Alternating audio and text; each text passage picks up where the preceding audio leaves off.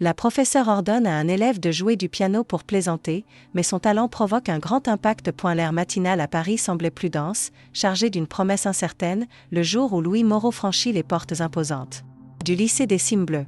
Ce n'était pas seulement une école, c'était un château de verre et d'acier poli, érigé sur les fondations de générations de privilèges. Chaque pas que Louis faisait sur le chemin de pierre parfaitement aligné semblait faire écho à sa condition d'étranger. Le sac à dos usé sur son épaule pesait plus que les livres qu'il transportait, il pesait du fardeau des attentes, de l'espoir et de la peur. Et elle venait d'un monde où la musique était un refuge, jouée sur des pianos désaccordés dans des centres communautaires ou sur de vieux claviers dans la petite chambre qu'il partageait avec son frère.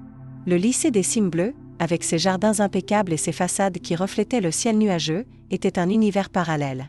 Les élèves qui le croisaient portaient des uniformes impeccables qui semblaient faits sur mesure, leur sourire était poli, leur chuchotement, bien que bas, semblait porter le poids de jugements silencieux.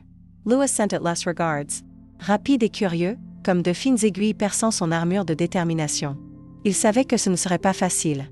Sa place là-bas n'était pas un droit de naissance, mais une conquête difficile, fruit d'un talent brut et inattendu, reconnu par une bourse d'études qui semblait presque une erreur dans le système de cette institution. Alors qu'il naviguait dans les couloirs qui ressemblaient plus à des galeries d'art, avec des sols en marbre qui reflétaient la lumière froide et des casiers en bois sombre qui exhalaient un parfum de richesse ancienne, Louis cherchait la salle de musique. C'était son sanctuaire, le seul endroit où il sentait qu'il pourrait peut-être appartenir. C'est alors qu'une voix, aussi tranchante que du cristal, l'appela. « Vous devez être le nouveau boursier. Louis Moreau, n'est-ce pas ?» Il se retourna. Devant lui se tenait une femme dont la posture rigide rivalisait avec l'architecture du bâtiment. Ses yeux, d'un bleu glacial, le parcoururent de haut en bas avec une intensité qui lui donna l'impression d'être disséqué. Le chignon parfaitement arrangé sur sa tête semblait une couronne d'autorité incontestable. C'était Madame Roussel, la légendaire et redoutée professeure de musique. « Oui, madame », répondit Louis, sa voix un peu plus basse qu'il ne l'avait. Voulut point un léger froncement de lèvres, presque imperceptible, mais que Louis capta. « J'espère que vous êtes conscient des standards ici, monsieur Moreau. L'excellence n'est pas négociable. Et la discipline est l'épine dorsale de tout. » Il n'y eut pas d'invitation, pas de geste de bienvenue. Juste une déclaration froide et un tournant abrupt, alors qu'elle entrait dans la salle de musique. Louis la suivit, un sombre pressentiment s'installant dans sa poitrine. Quelque chose chez cette femme, dans cet endroit, semblait vouloir étouffer la musique avant même qu'elle ne puisse résonner. En entrant dans la salle de musique, le sentiment de décalage de Louis s'intensifia. Ce n'était pas seulement une salle, c'était un temple dédié à l'art sonore, mais avec une atmosphère de laboratoire clinique. Les élèves étaient assis sur des chaises alignées avec une précision militaire, chacun avec une posture impeccable, des partitions disposées comme des artefacts sacrés sur des pupitres en bois poli. L'éclat des instruments de dernière génération semblait éclipser toute chaleur humaine. Louis le remarqua immédiatement. Il était le seul visage noir dans cette mer de blanc. Les regards étaient plus discrets maintenant, mais toujours présents, accompagnés de chuchotements qui cessaient brusquement quand il regardait dans leur direction. Mais ce qui le frappa vraiment fut l'invisibilité imposée par Madame Roussel. Elle se déplaçait dans la salle comme s'il n'existait pas, distribuant des sourires et des éloges aux autres élèves. « Fantastique, Léa. Votre interprétation de cette sonate évolue merveilleusement. Ah, Maxime, je vois que vous explorez déjà des pièces plus complexes. Dévouement exemplaire. Vous avez tous un potentiel remarquable.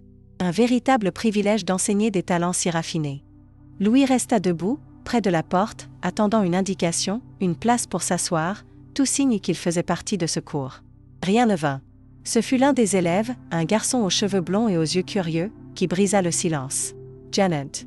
Madame Roussel, ou le nouvel élève va-t-il s'asseoir ?» Madame Roussel sembla être tirée d'une transe. Ses yeux bleus se posèrent sur Louis, et le ton de sa voix changea, acquérant une froideur calculée. « Ah, oui. Le boursier. » Le mot « boursier » sonna presque comme une insulte. Elle désigna un banc solitaire au fond de la salle, éloigné des autres. « Vous pouvez vous installer là, monsieur Moreau. Nous verrons si vous arrivez à suivre le rythme de notre classe. » Louis marcha jusqu'au banc, sentant le poids de chaque regard sur son dos. Il s'assit, ouvrit son sac à dos et en sortit un simple carnet, où il griffonnait des mélodies qui naissaient dans son esprit. Il s'attendait à ce que le cours commence par une introduction inclusive, peut-être une pièce en groupe, quelque chose qui l'aiderait à s'intégrer. Mais Madame Roussel avait d'autres plans. « Aujourd'hui, nous allons plonger dans l'essence de la tradition musicale, » annonça-t-elle, croisant les bras, ses yeux parcourant la salle, s'arrêtant un instant sur Louis. Le véritable art exige un certain raffinement. Une compréhension que tout le monde ne possède pas naturellement. Ici, au lycée des Cimes Bleues, nous cultivons cette compréhension. L'implication était claire, douloureusement claire. Louis sentit la chaleur monter à son visage, mais garda les yeux fixés sur son carnet. Certains élèves échangèrent. Des sourires complices, d'autres détournèrent le regard, mal à l'aise. Il savait que répondre, argumenter, serait inutile. La bataille ne serait pas livrée avec des mots. Ensuite, Madame Roussel commença à distribuer les partitions. Une pour Léa, une pour Maxime, une pour chaque élève, sauf Louis. Il attendit, pensant qu'elle avait peut-être oublié. Il leva la main, hésitant. « Madame Roussel, ma partition ?» Elle le fixa, l'expression a changé. « Monsieur Moreau, il serait peut-être plus prudent que vous vous contentiez d'observer pour aujourd'hui. Absorbez. Apprenez la structure avant d'essayer de participer activement. » Un rire étouffé résonna quelque part dans la salle. Louis sentit l'humiliation brûler, mais respira profondément. Il avait déjà affronté des obstacles auparavant. Celui-ci n'était qu'un de plus. Il ne savait pas, Madame Roussel ne savait pas, que la musique qu'il portait en lui n'avait pas besoin de papier pour exister. Et que, très bientôt, cette musique ferait taire tous les rires et les chuchotements. Les jours qui suivirent dans la salle de musique furent un test de résistance pour Louis. Madame Roussel maintint sa tactique d'exclusion avec une froideur et une précision calculée. Tandis que les autres élèves se relayaient au piano, recevant des conseils, des critiques constructives et, parfois, des éloges enthousiastes, Louis restait dans son coin isolé. Il observait, absorbait chaque note, chaque instruction, mais l'occasion d'appliquer ce qu'il apprenait, de montrer sa propre voix musicale, ne venait jamais. C'était comme s'il était un spectateur de sa propre éducation, un fantôme dans la pièce. L'humiliation silencieuse était constante. Il voyait les regards de pitié de certains camarades, les sourires dissimulés d'autres qui semblaient satisfaits de sa marginalisation. Mais Louis refusait de céder. Il passait les pauses à explorer les couloirs moins fréquentés de l'école, cherchant des pianos oubliés dans des salles de répétition poussiéreuses. Dans ces refuges secrets, il laissait la musique couler, pratiquant des gammes, explorant des harmonies, et, surtout, donnant vie aux mélodies qui bouillonnaient dans son esprit. La musique était son bouclier, son langage secret, le seul endroit où il se sentait vraiment libre et puissant. Pendant ce temps, la dynamique dans la salle de musique commença à changer subtilement. L'indifférence initiale de nombreux élèves envers Louis fit place à une inquiétude croissante. Il ne pouvait ignorer la disparité de traitement. Léa, avec son dévouement à la musique classique, commença à lancer des regards préoccupés vers Louis. Maxime, le garçon qui avait demandé où il allait s'asseoir, semblait de plus en plus mal à l'aise avec le silence imposé à Louis.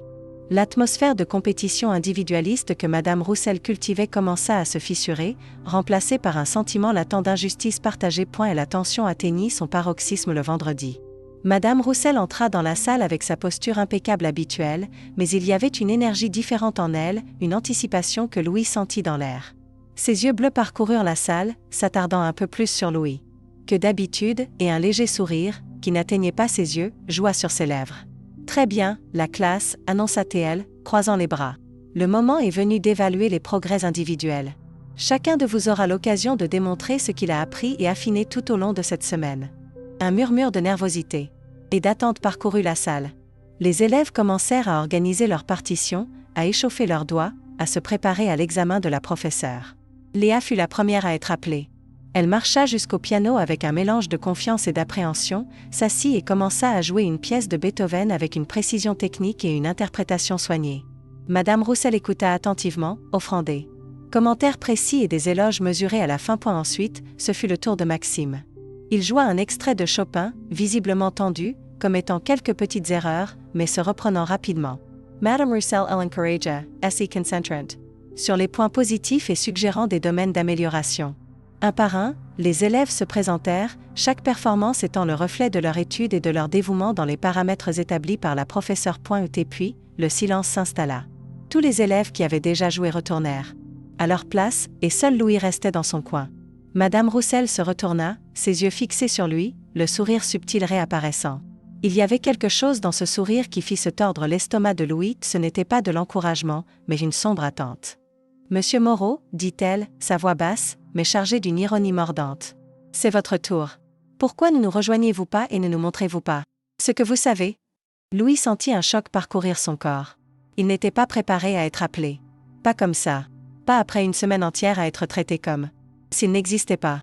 Il hésita, sentant le poids de tous les regards sur lui. Les visages de ses camarades étaient un mélange de surprise, de curiosité et, dans certains cas, de cette attente cruelle qu'il connaissait déjà. Il voulait voir le boursier échouer point d'un chuchotement malveillant vint du fond de la salle. Assez fort pour être entendu dans le silence tendu, « Vas-y, prodige de nulle part ». Madame Roussel haussa un sourcil, impatiente, comme si l'hésitation de Louis confirmait ses pires soupçons. « Un problème, monsieur Moreau ? Ou serait-ce que, comme je le soupçonnais, vous ne savez pas jouer ?» Cette phrase. La même phrase. Qu'elle avait utilisée le premier jour. « Ne sait pas jouer », dite avec ce ton de supériorité, de certitude absolue. C'était le piège. Elle l'avait appelé, non pour l'évaluer, mais pour exposer sa prétendue incompétence, pour justifier sa propre attitude excluante. Elle voulait le voir trébucher, bégayer, prouver qu'il n'appartenait pas à ce monde de raffinement et de tradition. Louis aurait pu se recroqueviller. Il aurait pu marmonner une excuse, accepter la défaite et renforcer le récit qu'elle construisait. Mais, à cet instant, quelque chose en lui se brisa. Non pas de désespoir, mais d'une détermination froide et silencieuse. Il n'était pas là pour être brisé. Il était là pour la musique. Et la musique en lui réclamait d'être entendue. Et elle se leva. Chaque mouvement était délibéré, calme. Il marcha dans l'allée entre les rangées d'élèves, sentant l'énergie de la salle. Concentré sur lui. Il arriva au grand piano à queue, le centre de l'attention, la scène où son humiliation était censée se produire. Madame Roussel l'observait, les bras croisés, le sourire moqueur maintenant plus évident. « Voyons ce que vous avez à offrir. Monsieur Moreau. Surprenez-moi. » Louis s'assit sur le banc poli. Il posa ses mains sur les touches froides. Il ferma les yeux un bref instant, bloquant le monde extérieur, la professeure, les regards, les attentes. Il respira profondément, sentant le bois sous ses doigts, le poids de l'instrument, l'immensité de la salle. Et puis, il commença à jouer. Les premiers accords furent doux, presque hésitants, comme le souffle d'une brise. Il y avait une mélancolie en eux, une introspection. Mais à mesure que la mélodie se déployait, quelque chose commença à changer. La douceur fit place à la force, la mélancolie à la passion.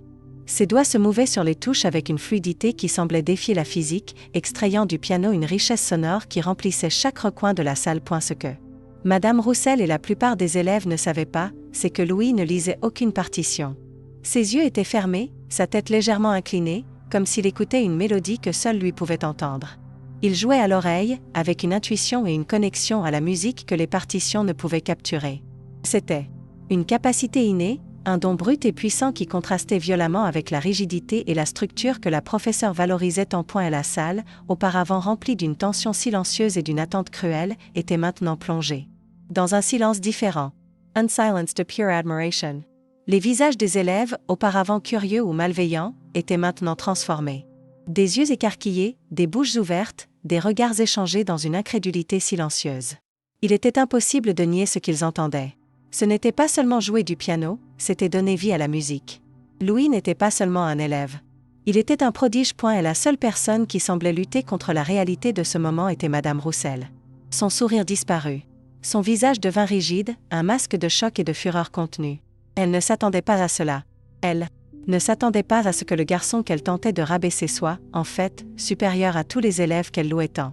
L'humiliation qu'elle avait planifiée pour lui rebondit, la frappant de plein fouet. Lorsque la dernière note résonna et se dissipa dans l'air, le silence revint. Mais maintenant, c'était un silence révérencieux, chargé d'émotion. Personne ne bougea, personne ne parla. Et c'est alors que Louis ouvrit les yeux et regarda directement Madame Roussel. Elle cligna des yeux, son regard vacillant. Pour la première fois, Louis vit de l'incertitude dans ses yeux, un aperçu de vulnérabilité derrière la façade d'acier. Il n'eut pas besoin de dire un mot. La musique avait déjà tout dit. Le silence qui suivit la dernière note de Louis n'était pas vide, il était lourd, chargé de l'écho de la musique qui venait de remplir la salle et de l'ampleur du moment. Les élèves restaient immobiles, leur visage une toile de choc et d'admiration. L'incrédulité initiale fit place à une révérence silencieuse. Léa et Maxime échangèrent des regards, un mélange d'étonnement et d'une fierté silencieuse d'avoir reconnu le talent de Louis avant qu'il ne soit indéniable. Ceux qui s'étaient moqués semblaient maintenant honteux, incapables de soutenir le regard de Louis ou de quiconque d'autre. Madame Roussel était la seule à lutter activement contre l'atmosphère créée par la musique. Elle se remua sur sa chaise, sa posture rigide semblant inconfortablement déplacée. Le sourire moqueur avait complètement disparu, remplacé par une expression de fureur contenue, et plus troublant pour elle, d'incertitude. Ses yeux bleus, auparavant si confiants, se détournaient maintenant, incapables de rencontrer ceux de Louis. Elle s'éclaircit la gorge, essayant de briser le sort que la musique de Louis avait jeté sur la salle. Intéressant, monsieur. Moreau, réussit-elle à dire, sa voix un peu tremblante, loin de la froideur calculée d'avant. Une approche peu conventionnelle. Louis l'observait. Il ne s'attendait pas à des applaudissements effusifs ou à un aveu d'erreur, mais il s'attendait à une certaine reconnaissance, une validation minimale du talent qu'elle niait tant. Cependant, Madame Roussel semblait incapable de lui accorder même cela. Point a eu lieu d'offrir un commentaire substantiel ou un éloge. Elle se leva brusquement, tournant le dos au piano et à Louis. Très bien. Continuons. Prochain élève. Un murmure d'indignation parcourut la salle. Les élèves n'en revenaient pas. Après une performance si puissante, si indéniablement brillante, la professeure la rejetait simplement comme peu conventionnelle et passait à autre chose. Madame, s'exclama Léa, sa voix chargée de frustration. Monsieur Moreau il était incroyable. Vous n'allez rien dire de plus? C'est vrai, ajouta Maxime, sa voix faisant écho à l'indignation de Léa. Je n'ai jamais rien entendu de tel. Il joue mieux que n'importe lequel d'entre nous, mieux que la plupart des musiciens que j'ai entendus. D'autres élèves se joignirent à eux, leurs voix se superposant dans un chœur de soutien à Louis et de protestation contre l'attitude de la professeure. Il mérite d'être reconnu. Ce n'est pas juste. Madame Roussel se retourna, son visage tordu par la colère. Elle perdait le contrôle de la salle, quelque chose qui semblait la terrifier plus que toute autre chose. Ça suffit, cria-t-elle, frappant la table de sa main. C'est moi la professeure ici. C'est moi qui décide qui joue et comment le cours se déroule. Ce n'est pas à vous de dicter les règles. Mais ces mots n'eurent pas l'effet désiré. La vague d'indignation des élèves était palpable, et ils n'étaient plus disposés à se taire. L'autorité de Madame Roussel, construite sur la peur et l'exclusion, s'effondrait face au talent indéniable de Louis et à la solidarité inattendue de ses camarades. Ce fut à ce moment d'impasse tendue qu'une nouvelle voix résonna depuis la porte de la salle. Une voix calme, mais qui portait un poids indéniable, capable de faire taire instantanément le brouhaha. Intéressant, dit la voix. Une discussion animée sur le mérite et l'opportunité. Quelque chose qui, en tant que directeur de cette institution, m'intéresse profondément. Tous se retournèrent. Debout à la porte se tenait M. Bernard. Un homme d'âge moyen, aux cheveux gris soigneusement coiffés et au regard pénétrant qui semblait voir au-delà des apparences. Il n'était pas une figure fréquente dans les cours, et sa présence ici, à ce moment précis, était pour le moins surprenante. Louis sentit un frisson. Depuis combien de temps était-il là? Combien avait-il vu? Madame Roussel devint livide. La panique dans ses yeux était maintenant incontrôlable. Sa posture regaide Vasila. Monsieur Bernard. Quelle agréable surprise. Je gérais juste une petite question de discipline. Elle força un sourire qui ne trompa personne. Rien que l'application correcte des règles ne puisse résoudre. Monsieur Bernard entra dans la salle, ses yeux parcourant les visages des élèves, l'expression tendue de Madame Roussel, et s'arrêtant finalement sur Louis, qui était toujours assis au piano. Il y avait quelque chose dans ce regard que Louis ne pouvait déchiffrer. Ce n'était pas du jugement, ni de la condescendance, mais une curiosité attentive et une gravité qui indiquaient qu'il avait compris l'essence de la situation. La discipline est importante, Madame Roussel, dit le directeur, sa voix restant calme, mais avec un tranchant d'acier qui ne passa pas inaperçu. Mais le lycée des cimes bleues valorise aussi le talent. Et, par-dessus tout, l'équité. Elle se tourna vers Louis. Monsieur Moreau, j'ai entendu dire que vous possédiez un don remarquable au piano. Et d'après ce que j'ai pu entendre ces dernières minutes, cette affirmation semble être un euphémisme. Un léger sourire apparut sur les lèvres de Monsieur Bernard. Serait-il possible une petite démonstration pour moi? Sans partitions. Sans attente préconçue. Juste, votre musique. Louis sentit son cœur s'emballer. C'était le moment décisif. Non seulement pour prouver sa valeur à Madame Roussel, mais à la plus haute autorité de l'école. Il acquiesça, se levant du banc au fond de la salle et marchant à nouveau jusqu'au grand piano. À quel point en marchant, il sentit les regards de ses camarades, mais maintenant c'étaient des regards de soutien, d'espoir. Madame Roussel l'observait. Avec un mélange de fureur et de désespoir, comme si elle regardait son propre château s'effondrer pièce par pièce. Louis s'assit au piano. Cette fois, il n'y avait pas de nervosité, juste un profond sentiment de but. Il ne jouait pas pour prouver quoi que ce soit à qui que ce soit, pas même au directeur. Il jouait parce que la musique devait sortir. Il ferma les yeux un instant. Respira profondément et laissa ses doigts trouver les touches. Et la mélodie qui émergea était différente de la précédente. Elle commença avec une délicatesse presque éthérée, comme des flocons de neige tombant doucement. Mais elle gagna bientôt en profondeur, en complexité, se transformant en une tapisserie sonore riche et émouvante. C'était une pièce qui racontait l'histoire d'un garçon d'un quartier modeste, affrontant des obstacles, trouvant la force dans son art, et finalement, trouvant sa voie. Chaque note était chargée d'émotion, chaque accord résonnait avec le parcours de Louis. M. Bernard écoutait les yeux fermés, une expression de profonde concentration sur son visage. Les élèves étaient à nouveau hypnotisés, le silence dans la salle était absolu, brisé seulement par la musique de Louis. C'était une performance qui transcendait la technique. C'était de l'âme pure. Lorsque la dernière note s'évanouit, M. Bernard ouvrit les yeux. Un sourire sincère et chaleureux illumina son visage. Il fut le premier à applaudir, et ses applaudissements furent suivis par une explosion d'applaudissements de tous les élèves dans la salle. « Brillant, Monsieur Moreau », dit le directeur, sa voix pleine d'une admiration sincère. « Absolument brillant. C'est ce que nous appelons un don rare et précieux. » Il se tourna vers Madame Roussel, son expression changeant pour une gravité froide. « Et un don comme celui-ci, Madame Roussel, ne doit jamais être étouffé.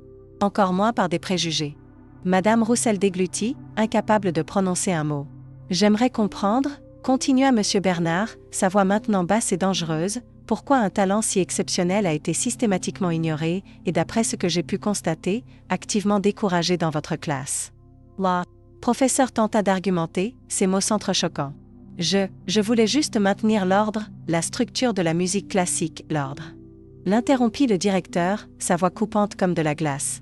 « Oh la discrimination, Madame Roussel ?» Le lycée des Cimes Bleues a une réputation à défendre, une réputation d'excellence et d'inclusion. Nous ne tolérons aucune forme de préjugés, surtout venant de quelqu'un qui devrait inspirer nos élèves, pas les rabaisser. Le silence dans la salle était oppressant. Tous savaient ce qui se passait. Le destin de Madame Roussel était scellé. Le silence dans la salle de musique était si dense qu'il semblait étouffer l'air. Tous les regards étaient fixés sur Madame Roussel, qui semblait avoir rapetissé sous le regard pénétrant de M. Bernard. Son masque de supériorité s'était complètement effondré, révélant une femme effrayée et acculée. Elle tenta de parler à nouveau, mais les mots ne vinrent pas, coincés dans sa gorge. M. Bernard garda son calme, mais sa voix était froide et implacable. Le lycée des Cimes Bleues n'est pas seulement une institution d'enseignement. C'est un lieu où le potentiel doit être nourri, où la diversité des talents doit être célébrée, non réprimée. Le comportement que j'ai observé aujourd'hui, Madame Roussel, est inacceptable et incompatible avec les valeurs que nous défendons. Il fit une pause, laissant ses mots s'installer. Madame Roussel l'observait les yeux écarquillés, comme si elle attendait le coup de grâce.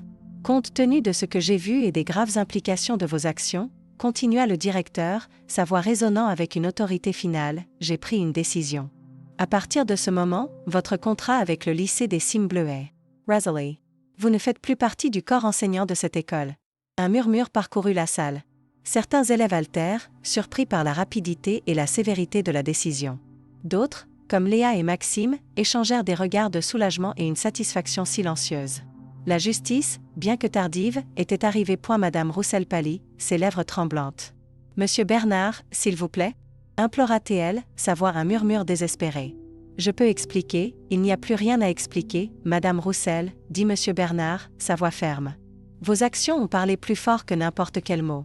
Je vous demande de récupérer vos affaires et de quitter l'enceinte de l'école avant la fin de la journée. » Elle hésita un instant, ses yeux parcourant les visages des élèves, cherchant un signe de soutien, de compassion, peut-être même de ceux qui l'avaient auparavant flatté. Mais elle ne trouva rien d'autre que des regards allant de l'indifférence à une désapprobation claire. Seule et vaincue, Madame Roussel prit son dossier de la table, sa posture rigide maintenant courbée, et marcha lentement vers la porte. Le son de ses pas résonna dans la salle silencieuse. Quand la porte se referma derrière elle, ce fut comme si un poids énorme était retiré de l'air. La salle de musique, auparavant étouffante, sembla respirer à nouveau. M. Bernard se tourna vers les élèves, son expression s'adoucissant un peu. « J'espère que cette situation nous servira de rappel à tous, dit-il. Le talent n'a ni couleur, ni classe, ni origine. Il est simplement. Et c'est notre devoir, en tant qu'éducateur et en tant que collègue, de le reconnaître et de le célébrer. » Il se tourna ensuite vers Louis, qui était toujours assis au piano, traitant la séquence vertigineuse d'événements. Un sourire sincère apparut sur le visage du directeur. « Monsieur Moreau, dit-il, s'approchant du piano. Votre talent est remarquable. Il est rare de trouver une connexion aussi profonde avec la musique. La façon dont vous jouez, c'est quelque chose qui doit être partagé. » Louis regarda le directeur, surpris. « Merci, monsieur, murmura-t-il, encore un peu étourdi. L'école organise son traditionnel gala de fin de semestre, continua monsieur Bernard. C'est un événement important, avec la présence des parents, d'anciens élèves illustres et d'invités de divers domaines, y compris le monde des arts. Le point culminant de la soirée est toujours la présentation musicale de nos élèves les plus talentueux. Il fit une pause, et les yeux de Louis s'écarquillèrent. Monsieur Moreau, dit le directeur, sa voix prenant un ton d'invitation formelle. J'aimerais vous inviter à être le pianiste principal de ce gala. Pour présenter votre musique, votre art, à tous ceux qui seront présents. Un murmure d'étonnement et d'excitation parcourut la salle. Les élèves regardèrent Louis, leur visage maintenant rempli d'admiration et de fierté. Léa et Maxime lui sourirent, leurs yeux brillants. Louis sentit son cœur s'accélérer dans sa poitrine. Le gala. C'était l'événement le plus prestigieux de l'école, une vitrine pour les élèves les plus prometteurs. Être invité à être le pianiste principal, c'était quelque chose qu'il n'aurait jamais, dans ses rêves les plus fous. Imagine. Après toute la lutte, toute l'exclusion, tous les efforts pour être vu et entendu, cette opportunité semblait presque irréelle. Un doute, cependant, obscurcit son bonheur initial. Il regarda ses camarades, dont beaucoup étaient à l'école depuis des années, travaillant dur, rêvant d'une opportunité comme celle-ci. Monsieur, commença Louis, hésitant. Je viens d'arriver. Il y a d'autres élèves ici qui sont là depuis plus longtemps, qui peut-être méritent cette chance plus que moi. Monsieur Bernard Surich-Amusement. Monsieur Moreau, le talent ne suit pas un calendrier. Il se manifeste quand et où on s'y attend le moins. Vous avez prouvé votre valeur d'une manière indéniable. Cette opportunité n'est pas une question d'ancienneté, mais de mérite. Et vous, sans aucun doute, la méritez. Il regarda les autres élèves. Et je suis sûr que vos camarades sont d'accord. Louis regarda autour de lui. Les visages qui étaient auparavant indifférents ou hostiles exprimaient maintenant un soutien sincère. Léa acquiesça avec un sourire encourageant. Maxime leva le pouce. Pour la première fois depuis qu'il avait mis les pieds au lycée des Cimes Bleues, Louis sentit qu'il n'était plus un étranger. Il sentit l'appartenance. Il respira profondément, l'émotion le submergeant. Le chemin avait été difficile, rempli de moments de doute et de douleur. Mais il avait persévéré. Il avait fait confiance à sa musique, à sa propre voix, même quand d'autres avaient essayé de la faire taire. J'accepte, monsieur Bernard, dit Louis, sa voix ferme et claire. Ce sera un honneur. La salle explosa en applaudissements. Les élèves se levèrent, certains s'approchant pour le féliciter. Léa et Maxime furent les premiers, leurs visages rayonnants. Je le savais, s'exclama Léa, lui tapant légèrement sur l'épaule. Je savais que tu étais incroyable. Mac, c'est génial, dit Maxime, lui tendant la main pour une poignée. Tu vas tout déchirer. Louis sourit, un sourire sincère et soulagé. Ce jour, qui avait commencé par la menace de l'humiliation, se termina par un triomphe inattendu. Madame Roussel avait tenté d'étouffer sa lumière, mais, sans le savoir, elle l'avait seulement dirigée vers la scène la plus brillante. Le gala approchait, et avec lui, la chance pour Louis de montrer au monde la symphonie silencieuse qu'il portait en lui. Louis s'assit sur le banc, ajusta la hauteur, posa ses mains sur les touches. Le piano semblait répondre à son toucher, un géant endormi s'éveillant sous ses doigts. Il ferma les yeux un instant, bloquant l'éclat des lumières et la présence du public. Il respira profondément, sentant le bois sous ses mains, le poids de l'instrument, l'immensité de l'auditorium. Et puis, il commença à jouer. Et la mélodie qui émergea n'était pas une pièce connue, ce n'était pas quelque chose que l'on pouvait trouver sur une partition classique. C'était sa musique. Elle commença avec une délicatesse presque éthérée, comme des flocons de neige tombant doucement, une réminiscence peut-être de l'incertitude et de la solitude qu'il avait ressentie en arrivant dans cette école. Mais elle gagna bientôt en profondeur, en complexité, se transformant en une tapisserie sonore riche et émouvante. C'était une pièce qui racontait l'histoire d'un garçon d'un quartier modeste, affrontant des obstacles, trouvant la force dans son art, et finalement, trouvant sa voix. Chaque note était chargée d'émotion, chaque accord résonnait avec le parcours de Louis, avec la résilience qu'il avait menée jusqu'ici. Ses doigts se mouvaient sur les touches avec une fluidité qui semblait défier la physique, extrayant du piano une richesse sonore qui remplissait chaque recoin du vaste auditorium. La musique grandit en intensité, en passion, en une expression pure et sans filtre de son âme. Ce n'était pas seulement de la technique, c'était de l'âme. C'était la symphonie silencieuse qu'il portait en lui, enfin libérée pour le monde. Le public était hypnotisé. Le brouhaha initial cessa complètement. Personne ne bougeait, personne ne parlait. Les visages se tournaient vers la scène, certains les yeux fermés, absorbant l'émotion de la musique, d'autres avec des expressions de pure admiration et d'étonnement. Professeurs, parents, invités illustres, tous étaient unis à ce moment par la force écrasante de l'art de Louis. C'était une performance qui transcendait l'attendu, qui brisait les barrières invisibles qui séparaient ce garçon du reste de ce monde. Lorsque la dernière note résonna et s'évanouit dans l'air, planant un instant avant de disparaître, il y eut une seconde de silence absolu. Un silence chargé d'émotion, d'impact. Et puis, l'auditorium explosa. Les applaudissements commencèrent comme un tonnerre, augmentant en volume et en intensité. Le public entier se leva pour une ovation debout. Des cris de « bravo » et des sifflements d'admiration résonnèrent dans la salle. Louis se leva du banc, sentant la chaleur des lumières et le poids de ce moment. Il regarda la mer de visages applaudissants, ressentant quelque chose qu'il n'avait jamais ressenti auparavant avec une telle force, l'appartenance point au premier rang. Monsieur Bernard applaudissait avec un sourire radieux sur le visage. Ses yeux rencontrèrent ceux de Louis, et il acquiesça de la tête, un geste silencieux qui en disait plus que 1000 mots. Louis avait gagné. Non seulement Madame Roussel, non seulement les attentes limitantes, mais lui-même. Il avait osé être lui-même, et le monde avait répondu. Léa et Maxime étaient en coulisses, sautant et applaudissant, leurs visages illuminés de fierté pour leur ami. La musique de Louis n'avait pas seulement fait taire le dédain, elle avait uni les gens, brisé les préjugés et prouvé que le vrai talent trouve toujours un moyen de briller. Le gala du lycée des Cimes Bleues devint, pour beaucoup, la soirée Louis Moreau. Après l'ovation debout, il descendit de la scène, entouré d'une foule d'élèves, de parents et d'invités qui voulaient le féliciter. Les visages qui le regardaient auparavant avec curiosité ou mépris brillaient maintenant d'admiration et de respect. Léa et Maxime furent les premiers à l'embrasser, leurs voix étranglées par l'émotion. « Tu as été. Tu as été simplement. »« Je n'ai pas de mots, Louis, » dit Léa, les yeux embués. « Je t'avais dit que tu allais tout déchirer, » s'exclama Maxime, lui donnant une tape amicale dans le dos. « Tu as cloué le bec à tout le monde. » Monsieur Bernard s'approcha, son sourire toujours large. « Monsieur Moreau, vous n'avez pas seulement honoré vous-même ce soir, mais vous avez honoré cette école. Votre performance a été un rappel puissant de ce que signifie avoir du talent et le courage de le montrer. » Dans les jours qui suivirent le gala, l'atmosphère au lycée des Cimes Bleues changea pour Louis. Les chuchotements n'étaient plus de jugement, mais d'admiration. Les regards n'étaient plus d'exclusion, mais de reconnaissance. Des élèves qui ne lui avaient jamais parlé s'approchaient maintenant pour commenter sa musique, pour poser des questions sur son histoire. Il n'était plus le boursier, il était Louis Moreau, le pianiste qui avait enchanté tout le monde. La salle de musique se transforma également. Un nouveau professeur prit la place de Madame Roussel, un homme plus âgé, aux cheveux blancs et aux yeux doux, dont la passion pour la musique était contagieuse et dont l'approche était inclusive.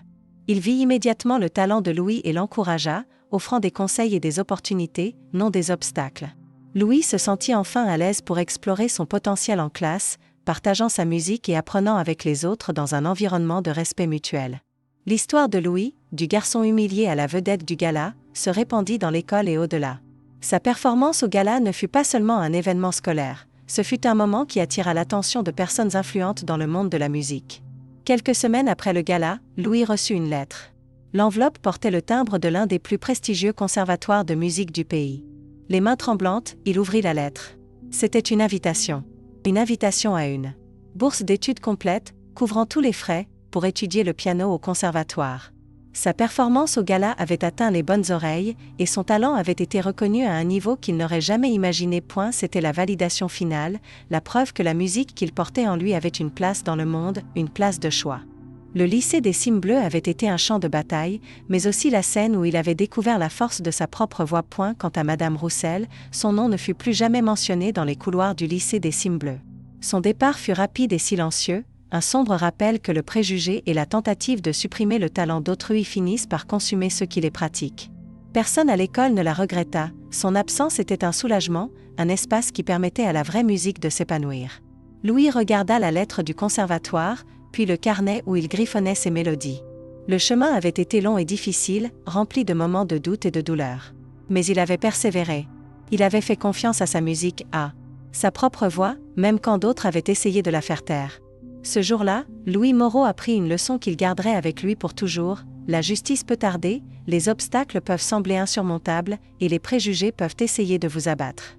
Mais un vrai talent, nourri par la passion et la résilience, trouvera toujours un moyen de briller. Et, au final, la musique, l'art, la vérité. Elle parle toujours plus fort. Et ainsi, la vie de Louis, le garçon qui osa jouer sa propre symphonie, changea pour toujours, s'ouvrant à un avenir où sa musique pourrait enfin résonner libre et puissante pour le monde entier. Si cette histoire vous a touché, ne restez pas simple spectateur. Partagez cette vidéo, laissez votre commentaire et identifiez ici quelqu'un qui a besoin de croire davantage en lui-même. N'oubliez pas, chaque histoire de dépassement inspire des centaines d'autres personnes. Abonnez-vous à la chaîne pour ne pas manquer les histoires qui émeuvent, inspirent et montrent que rien n'est impossible pour ceux qui n'abandonnent pas. Et rappelez-vous, votre place est là où vous voulez être, ne laissez jamais personne vous dire le contraire.